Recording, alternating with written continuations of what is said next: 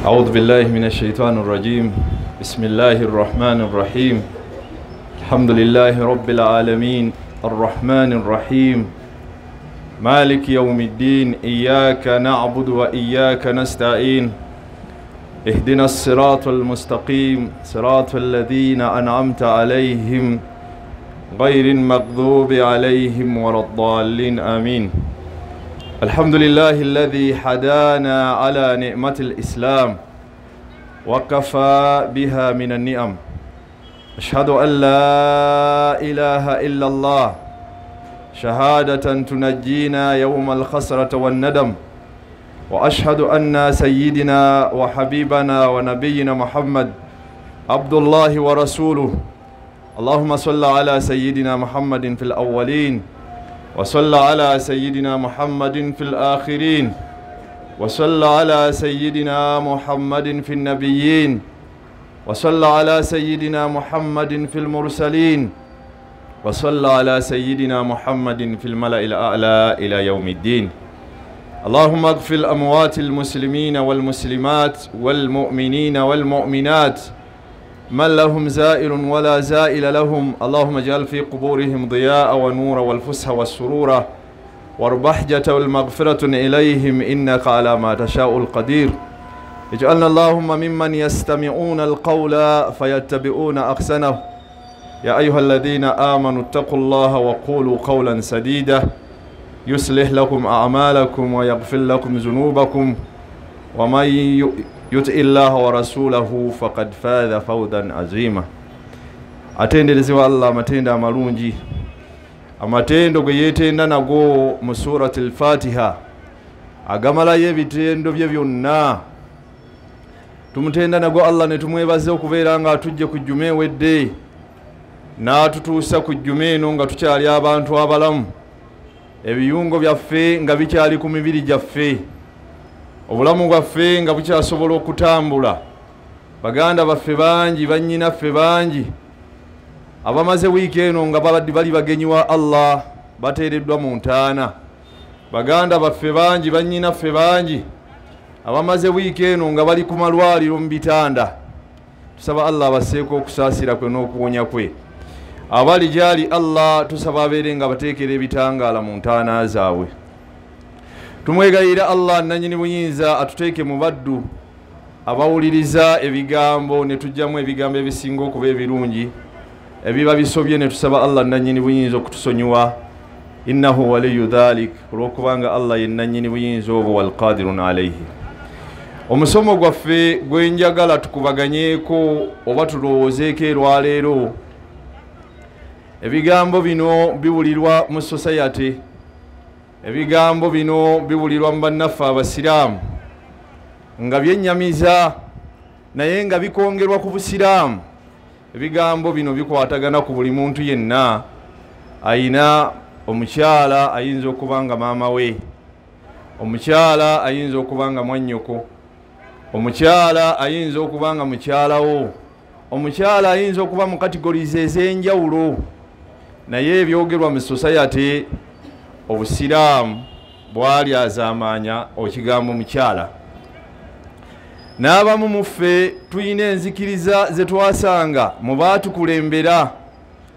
Jo nabadde ndaba ku kawulire nga waliwo famire emu Allah yagigerera, baali bayizzi. Kitaabwe yali muyizzi n'alekawo ennyumba erimu amayembe g'ebisolo bye yagendanga ayigga. Naye yabadde akomentinga ku mbeera kitaabwe gye yagendangamu okuyigga. Yagamba nti bwe yakeeranga okugenda okuyigga teyatambuliranga ku kkubo liri straight, ekkubo yajjanga ayita mu buyisi bw'ati. Eyabadde ku mawulire n'amubuuza nti lwaki kitammwe yasalanga mu busazi bw'ati, nti tageza kusinkana mukyala ng'agenda kuyigga, obanga bw'asinkana omukyala ajja kubasinkanya ekisiraani. Enkola eyo naffe muffe mweri. Bw'okeera ku makya ab'omukyalo bayina embeera bbiri ze bateera okwewugguusizaamu. Emmese bw'ejja n'emusala mu maaso bw'ati ng'agamba nti kanzireyo ewaka, oba okusooka okuwandula ku mukono gwe ogwa kkono emirundi 3 ajjawo kisiraani. Ekigambo ekyokubiri era bw'asanga gwasanze mu maaso ge nga mukyala yembeera yemu gyakola aga nti wallahi olunaku lwafudde. Embeera eyokusatu era tulinamu muffe abayina enkola nti bwe nkwata mu ngalo z'omukyala byonna bye ŋŋenda okukola bigenda kuba bifu.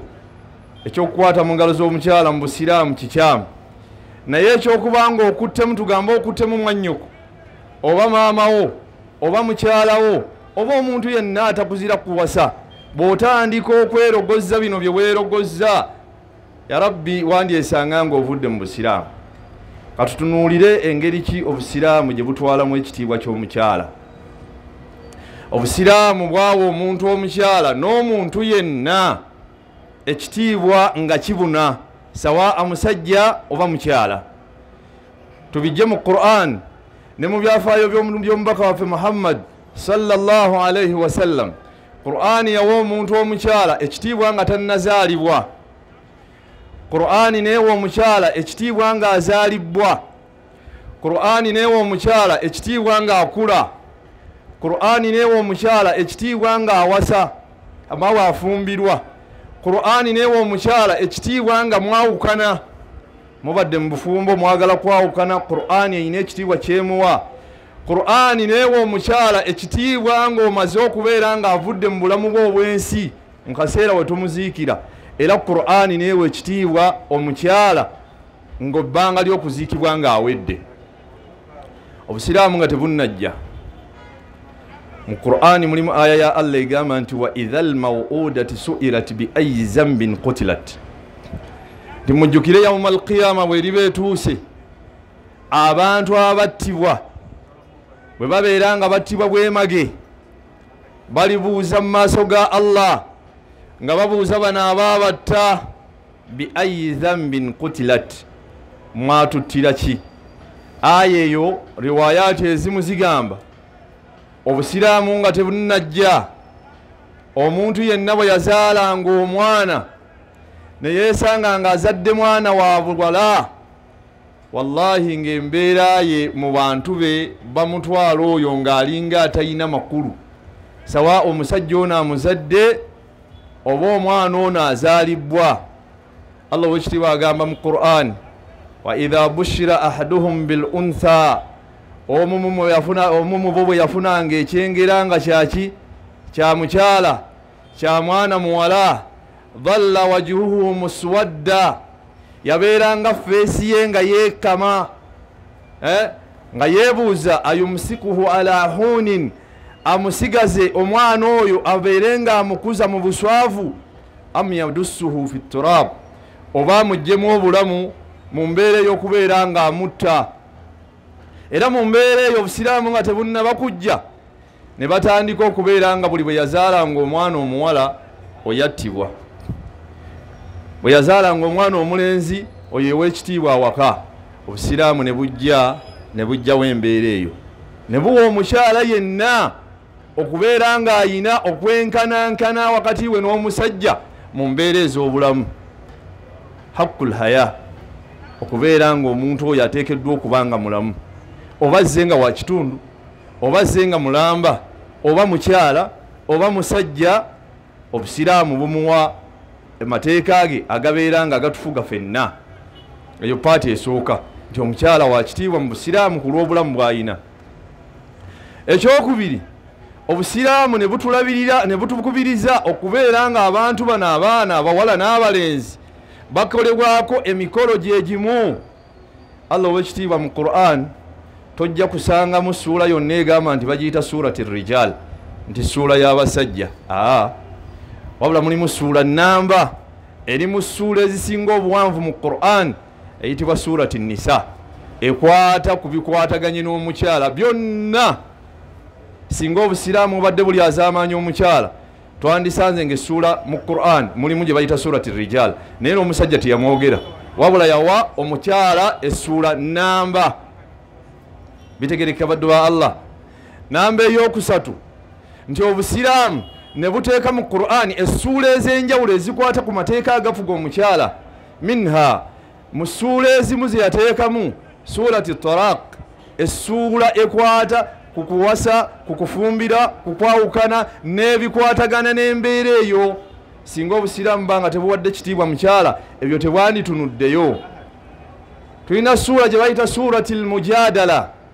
Suura eyo yakka ku mukyala eyajja wa nabbi sallallahu alayhi wasallam mu mbeera omukyala oyo yalina omwami ng'amutuntuza ng'amutwala nga atalina kyamakulu kyali gyali.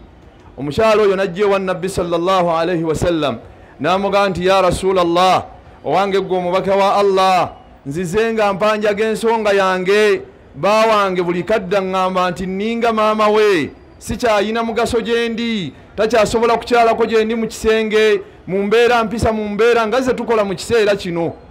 Omukyala bw'akwata mu nsawo yo n'ajjamu emitwalo ebiri. Ya Rabbi, olabanga gwe gwasse n'osooka osikayo buli kigambo ekisingayo okuba obubi. Ya Rabbi, nga nawasa ekisiraani. Ya Rabbi, nga najjirwa. Ya Rabbi, nga nasinkana ekizibu. Omukyala bwe yatuuka owa nabbi ow'ekitiibwa yamugamba nti mumbe ekigambo kyoleese, Allah ow'ekitiibwa tannaba kukissaako nsonga yonna, walakin isbiri, ddayo ogumiikirize. Akaseera ne kayita, omukyala n'akomawo wa nabbi sallallahu alayhi wasallam n'amugamba nti ya rasulallah, naleeta ensonga yange gy'oli. Omusajja ntuntuza, omusajja mpita nnyina, omusajja akola kino. Sallallahu alayhi wasallam n'amuddamu n'amugamba nti isbiri, ddayo era ogumiikirize. Ku mulundi ogwokusatu omukyala agenda okujja owa nabbi sallallahu alayhi wasallam nga Allah yassizza omuko mulamba ogw'essuula mu Qur'an. Nama nti kad sami Allahu qawla allati tujadiluka fi zawjiha wa tashtaqi ila Allah wallahu yasma'u tahawurakuma inna Allaha sami'un basir. Allah awulirizza ebigambo wange gwe Muhammad sallallahu alayhi wasallam ebiri wakati wo n'omukyala ajje ewuwo ng'awanjaga bbaawe bw'amuyisa obubi. Inna Allaha sami'un basir. Allah ow'ekitiibwa abawuliriza era mwembi abalaba era bombi abalaba. Allah nassa amateeka agawa ekitiibwa omukyala, n'abeera ng'omukyala wa buvunaanyizibwa eri obusiraamu mu mbeera ey'obulamu we ng'ateereddwawo nga mulamu. Allah ow'ekitiibwa n'agamba mu Qur'an, walwalidaatu yurdi'na awlaadahunna hawlayni kaamilayni liman araada an yatimma arradaa. Abaana bano bwe tuba tubazadde, Allah n'awa omukyala responsibility, n'awa omwami responsibility, n'agamba nti kwabo abazadde bombi yurdi'na awlaadahunna, banaabeeranga bayonsa abaana baabwe. Omusajja alabirira mu mbeera ereetera omukyala okubeera ng'ayina amabeere agayonsa omwana, n'omukyala atwala obuvunaanyizibwa obw'okubeera ng'ayonsa omwana amabeere gaafunye hawulayini, emyaka ebiri. Teyagambako mulenzi, yagamba abaana bombi bayonsebwe kyenkanyi emyaka ebiri. N'agamba liman araada an yutimma radaa, kwoyo aba ayagadde okujjuliriza oluyonsa olulungi. Kitegeeza nti omukyala wa mugaso. Nabbi sallallahu alayhi wasallam bingi bye yasanga mu bulamu bwe ng'atukubiriza okubeera nga tubeera abantu bano tubatwala nga bakulu. Yagamba sallallahu alayhi wasallam mu hadisi ya Ibn Mas'ud, n'atutegeeza nti omusajja singa obeera n'abaana abawala babiri, n'obeera ng'obasomesezza, n'obeera ng'obayigirizza, n'obeera ng'obakuzizza, Allah n'akusaasira, abaana abo babiri ne bafumbirwa nga tebagenzeeko mu mbeera za bwonoonefu. Omwana we n'atuuka okufumbirwa talabangako musajja yenna. Sallallahu alayhi wasallam yagamba nti ana wa huwa kahataini fil janna, nze n'abantu abo abakuzizza abaana abo abawala ne batuuka okufumbirwa mu mbeera eyo bamujjana. Kitegeeza nti obusiraamu busigala nga buwa omukyala ekitiibwa kye. Mwana muto kikugambye muyonsi, atandise okukula mulabirire, tandika okubeera nga ategeera musomese.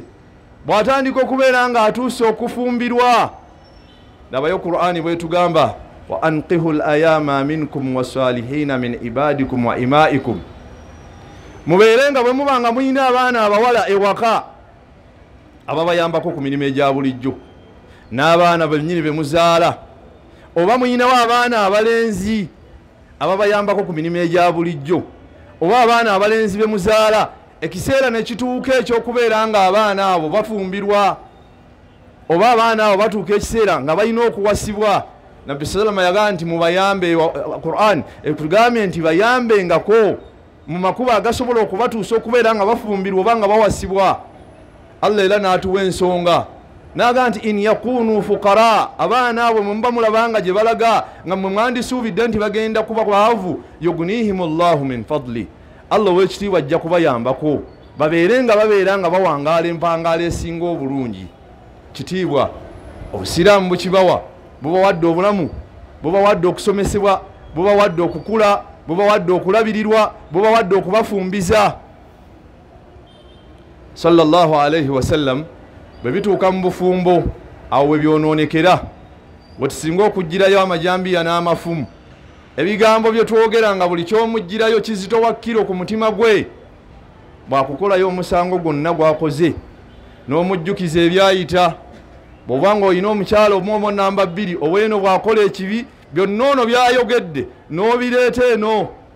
Nabbi sallallahu alayhi wasallam mu hadisi yatuziiza omusajja okubeera nga oddira ebyama ebiri sayidi eno ow'omukyala omuto n'ojja n'obimugamba olw'okuba omukyala omukulu yabikoze gwamusinzizza.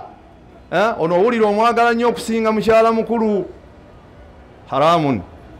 Mu mbeera y'emu Nabbi sallallahu alayhi wasallam n'akuuma ekitiibwa ky'omukyala mu bufumbo. Atugamba atya sallallahu alayhi wasallam nti akolimire Allah, akolimire Allah omusajja yenna abeera nga ayina ekigambo kye yatuuseeko ne mukyala we mu mbeera ey'ekyama. Allah n'abeera nga amubikkiridde, bwe bukeera enkya n'oyimirira mu banno n'otandika okunyumya emboozi yonna nga bwe yatambudde. Omukyala ono nabadde naye ne tukola bwe tuti ne tukola bwe tuti ne tukola bwe tuti. Sallallahu alayhi wasallam agambye akolimirwe. Ekitiibwa ky'omukyala kye twogerako mu busiraamu, media ezikosikirira obusiraamu nga ziga nti obusiraamu bwazaamaanyi omukyala, zeetaaga okubeera nga zisoma amateeka agali ku mukyala okuva nga tannazaalibwa, okuva lwazaalibwa, okuva lwakuze, okuva lwagenze mu bufumbo, okuva lwavudde mu bufumbo. Amateeka gatulambika bulungi. Tujje teeka mu lyerimu mu Qur'an erikwata ku musajja nti ebiseera ebisinga omuntu yenna wootuukira okwawukana ne mukyalawo, wallahi tewabeerawo mirembe. Emirembe giba gyaggwawo, buli omu aba takyalina kye yeetaaga munne. Naye laba obwenkanya bw'obusiraamu ku mukyala, laba obwenkanya bw'obusiraamu mu muntu. Yagamba nti wa idha talaqtumu nnisaa, bwe mubanga mutuusizza ekigambo ne mutuuka ekiseera ne mwagala okwawukana ne mukyalawo gw'obadde naye, wa ataitum ihdahunna qintaran, nga muyina akantu ke mwakwata ne mubawa, oba wamugabira kamotoka, oba wamugabira kagaali, oba ka TV k'omunju akagenda okukanula amaaso, oba kafaliso kwabadde asula. Allah agambye nti fala takhudhu minhu shay'an, ebintu ebyo bye wamuwa togezaako kumuggyako kintu kyonna. Era Allah n'akuwa ensonga nti wa kaifa ta'khuzunahu, ebintu ebyo lwaki obimuggyako, wakad akhadna minkum mithaqan ghalidha. Mu Qur'ani ey'ekitiibwa mulimu endagaano ezijja zoogerwa. Endagaano nti eno ekwata ku kutunda, endagaano eno ekwata ku kugula, endagaano eno ekwata ku byabusika, endagaano eno ekwata ku ki. Naye endagaano emu yokka mu Qur'ani Allah ow'ekitiibwa gye yateekako nti mithaqan ghalidha, endagaano ey'amaanyi, endagaano ennywevu, endagaano eriwa. Yagaa nti waaki mubimuggyako nga mwakola endagaano esinga okuba nga nnywevu? Yeririddawa endagaano gye mukola gwe wakati wo ne mukyalawo nga bagenda obbafumbiza. Era Allah n'atuwa ensonga wa akhadna minkum mithaqan wa kad afdha ba'dukum li ba'din wa akhadna minkum mithaqan ghalidha. Wakati mu aya eyo Allah yagaa nti mujjako otya oluvannyuma lw'okubeera nga buli omu yeeyambulira munne. Mukyala wakumanyi ebikukwatako mu mbeera zonna by'otasobola nakulaga mwannyoko, naawe omumanyi mu mbeera zimukwatako byonna by'atasobola kulaga mwannyina. Allah kyava akubuuza nti waaki omuggyako buno bw'omuwadde ng'ate mwamala okukola endagaano ebasobozesa okubeera nga buli omu yeeyabiza munne. Baddu ba Allah, obusiraamu bukuuma omukyala, obusiraamu bukuuma omuntu, obusiraamu bukuuma buli kitonde kyonna. Institutions ezivumirira obusiraamu nti obusiraamu bwali azaamaanya omukyala fa alaihim an yadrusu ekibakwatako okusooka kwetegereza bikwata ku mukyala. aqulu qawli hadha wa astaghfirullah li wa lakum wa lisa'il muslimina min kulli dhanbin wa astaghfiruhu innahu huwal barrur rahim.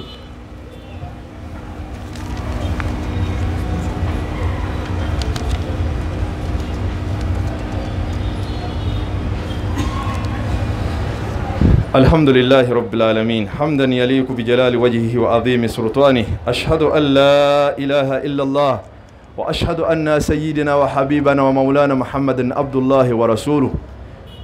اللهم صل وسلم وبارك عليه.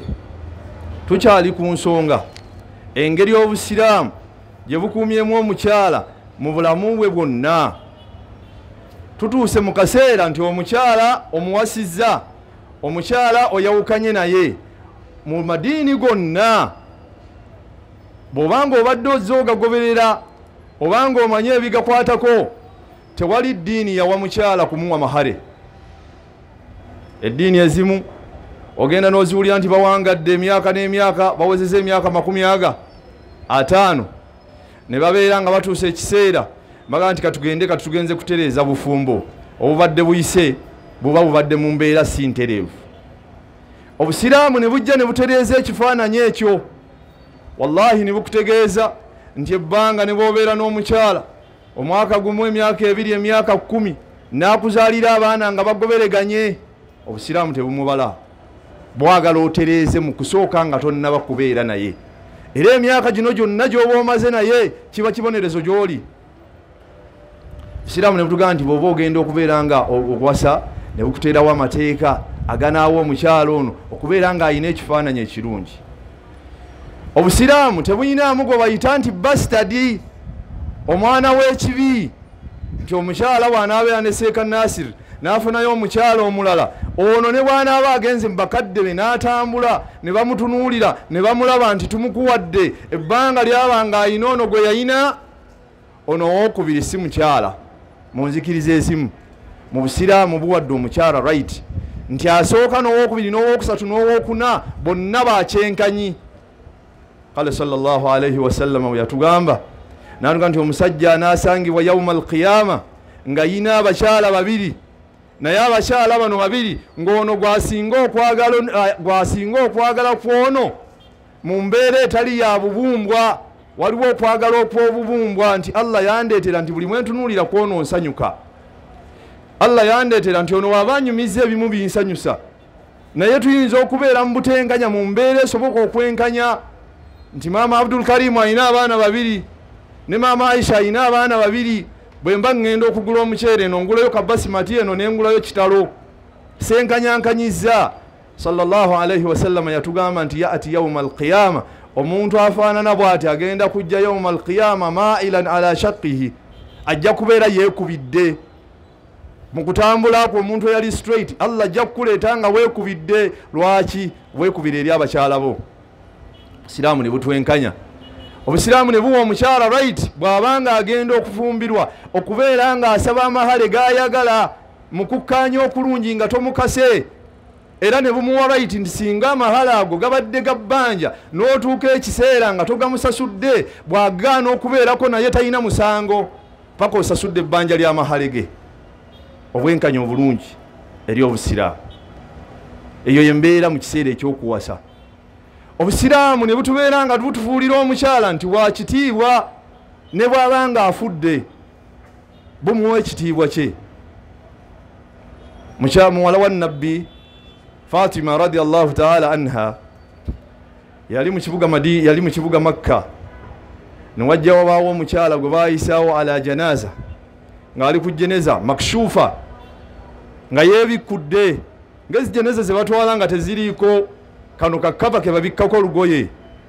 Aisha Fatima kyava agamba Safiya nanga nti mu bulamu bwange waliwo ekintu ekinnakuwaza. ono kyava amubuuza nti lwaki, kyekiki? naga nti batwala jeneza oba mumayiti yaki y'omukyala nga makshufa, nga mbikkule erimu nsanda naye kungulu mbikkule erabika. Safiya kyava amugamba nti Fatima eddoboozi lyo liwulikika lwaki tetuleetawo enkola efaananyiriza gye twalaba e Habasha. Habasha Ethiopia gye baali basengukidde abakkiriza nnabbi ogwasooka. N'amubuuza baakolanga batya, n'agamba nti baali bakola audaji, baakolangayo akantu nga bakola ekigundi kino kye bateekako mayiti naye ne bamala ne bagibikkako. Obusiraamu ne butwagazisa nnyo okubeera nti omukyala singa aba afudde ekitiibwa kye kisigala nga kikola kikuumibwa mu kaseera ak'okubeera nga afudde oba nga mulamu. Obusiraamu ne tulaba ekigambo ekirala ku Nabbi sallallahu alayhi wasallam ekisinga okubeera nga kiraga ekitiibwa omuntu kye yandibadde awo omukyala sawaa inda alhayaatu ng'akyali mulamu oba nga afudde. Sallallahu alayhi wasallam kye tuba tusembyayo yava e Madiina okukomawo e Makka. Emyaka gye gyonna ng'akyali mu Makka yayina ennyumba yo waawangaalira weemanyiddwa. N'awaŋŋangusibwa abaali bamuwalana n'agenda e Madiina gye yakolera obuwangaazi bwe bwonna mu kukoowoola. Naye sallallahu alayhi wasallam bwe yatambula akomewo e Makka yasanga mu nnyumba mwe yali asula nga mulimu omwami gwe bayita Uqayl ibn Abi Talib. Uqayl oyo yali muganda wa Nabbi ku kitaawo omuto. Ate ne kino nakyo tukiyige attanazul ala al ashiya, okwerekereza ebintu ebimu.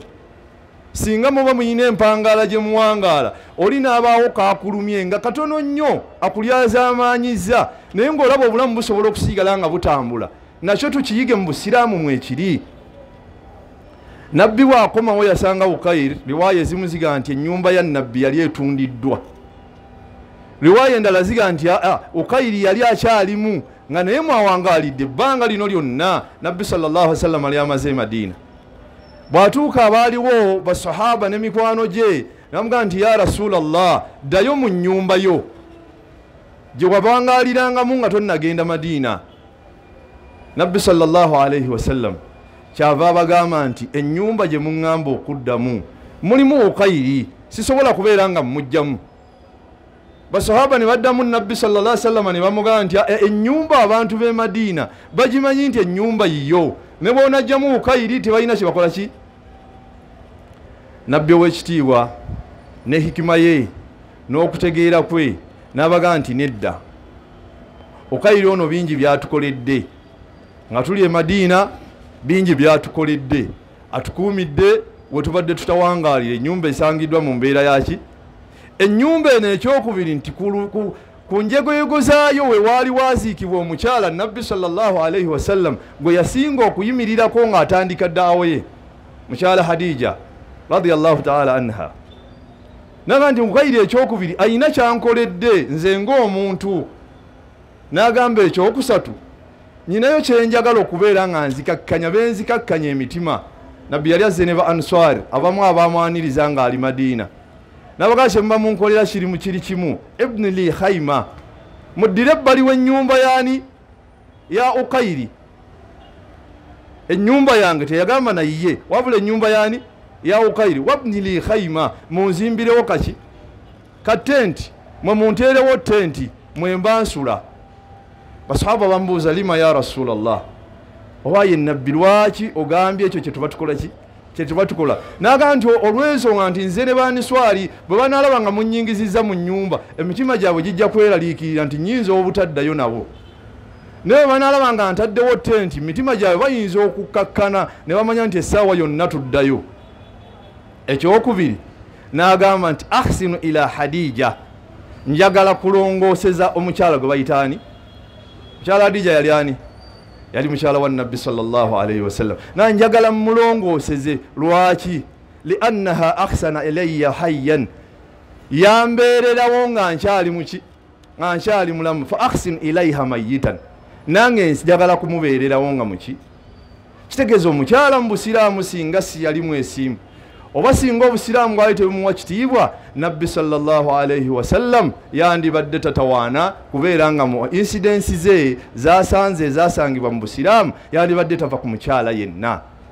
Bakyala bangi abajja wa Nabbi sallallahu alayhi wasallam ng'abaami baabwe babatulugunya nabbi sallallahu alaihi wasallam mu riwaya omukyala yaje wa nabbi sallallahu alaihi wasallam namugamba nti ya rasulallah fulani bawange siina kyemunenyamu mubikwataganye n'eddiini musajja musaazi mu mbeera ze ez'empisa siina tabbu naye wange we nabbi sallallahu alaihi wasallam mpulira ng'omusajja mumukooye saagala nsaba ow'ekitiibwa basobole okubeera nga batwawula sallallahu alaihi wasallam kyava ayita bba w'omukyala n'amubuuza mukyala we agambye bwati ne bwati ne bwati ayagala akute nabbi sallallahu alaihi wasallam omusajja ono amuwa ensonga naga mukyala ono bwe nali muwasa mu mahale gange ge namuwa nali musajja nga nkyali mwavuyavu ne muwa ennimiro yange ey'entende bw'anaaba akkiriza ginziriza ennimiro eno agimpe yakole ki olw'okubanga nabbi sallallahu alaihi wasallam yali awa ekitiibwa sayidi zombi yabuuza omukyala ono nti okkiriza okuddiza omwami ono ennimiro ye omukyala namugamba nsobola ogimuddiza n'ezisukkawo sallallahu alaihi wasallam kyava amugamba nti muddiza ennimiro ye akutalaka olutalaka naye okumanya nabbi sallallahu alaihi wasallam yali mwesimbu era mwenkanya omukyala bw'amala omutalaka yagenda ow'omwami omulala hadisi bwegamba yagenda ow'omwami omulala gwe yali yeegwanyiriza bw'atuukayo yasanga omwami ono ng'alimu omuze gwa kaggoggo akuba kibooko atuntuza najjukira omwami we yasooka n'akoma wadde ewa nabbi sallallahu alaihi wasallam amutegeeze namugamba nti rasulullah omukyala omwami ono gwe nnina embeera ze si ntuufu teyogera kumukuba wabula yamugamba nti ne bwe tutuuka mu kisenge embeera ze ez'ekisenge si neesimbu nze ndaba nga sisobola kubeera naye sallallahu alaihi wasallam n'abayita n'abatuuza mu mbeera esigadde nga nnungi n'amugamba omukyala ono ayogera bwati ne bwati embeera ntuufu sahabi ono n'amugamba nti omukyala ayinza okuba nga yayagadde kuddawo oli eyasooka naye embeera zayogerako nnina n'abaana babiri baabano abalaga nti musajja munywevu sallallahu alaihi wasallam n'agamba omukyala ono okukuuma ekitiibwa kye n'atamukkiriza kudda woona eyasooka abaddu ba Allah embeera ezeefaanaanyiriza ze tutambula nazo mu bulamu nti bwe nsanga omukyala nga gye mbadde nkedde n'ensooka kusinkana feesi ya mukyala nina kuddayo ewaka nsinziire omulundi ogwokubiri siza mu busiraamu ekitonde kyonna Allah w'ekitiibwa yagamba nti walaqad karramna bani adam nawe ekitiibwa omwana adamu sawa dhakaran au untha musajja oba muki oba mukazi wahamalnahu fil barri wal bahr nemufuulanga wa kitiibwa nemusitula ku lukalu ne ku nnyanja wafaddalnahu ala kathiri mimman khalaqna tafdila nemufuulanga wanjawulo ku bitonde byonna byennakolaki byennatonda nabwe ekyo abaddu ba Allah ekindeeseza kutuba yerwaleero bwe weesanga ng'oli mu gurupu ega nti obusiraamu bwali azaamaanya omukyala obusiraamu yongera obuyige tugambye mu Qur'ani mulimu essuula ezirambika omukyala obulamu bwe bwonna mimma fiiha mulimu essuula gye bayita mujadala mulimu essuula